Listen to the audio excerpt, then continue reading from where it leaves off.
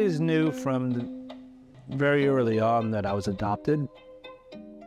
And my parents were always very good about, being honest with me from the very beginning about my adoption. I always understood that my father was an American soldier and that my mom was probably a teenager. Holt Adoption Agency contacted my parents and said, "Hey, we have this little boy, his name is Kim Byung-chul, and he was born without any legs. Would you be interested in adopting him?" And they agreed. And then it just kind of went from there. My dad had a condition called osteogenesis imperfecta. And in simple terms, it was brittle bone disease. If he fell, he'd break his legs. And so he was in a wheelchair. He was considered a little person because he was only 4'3".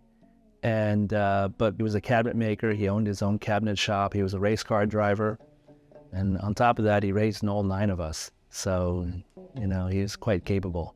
My parents wanted to have a large family, but they didn't want to take any chances of having any more birth children. So they decided to adopt.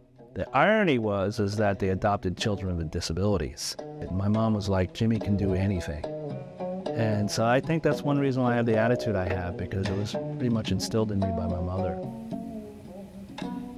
I became a teacher primarily because I love watching people grow. I love the beginning aspect where they start not knowing something, and then at the end of the year or at the end of the class time, they know something. Surprisingly, my students do not react in any negative way towards me when they meet me for the first time. It's actually the opposite. When they meet me for the first time in the classroom, they embrace it. They might have a few questions, like, "Hey, what happened to you?" I would describe myself as an artist first. My first idea of a comic was Adventures with Ted. And he was kind of my alter ego, likes to make fun of himself, and where he brings about the idea of disability into the world with a sense of humor. Then I would describe myself as a basketball player, because I've played basketball for over 40 years. If I ever find my birth parents, the end result would be overwhelming. I don't know. I'm a very emotional person, so I can only imagine, in my mind, what it would be like to meet my mom for the first time, to give her a hug, to embrace her, to talk to her, to ask her questions about things.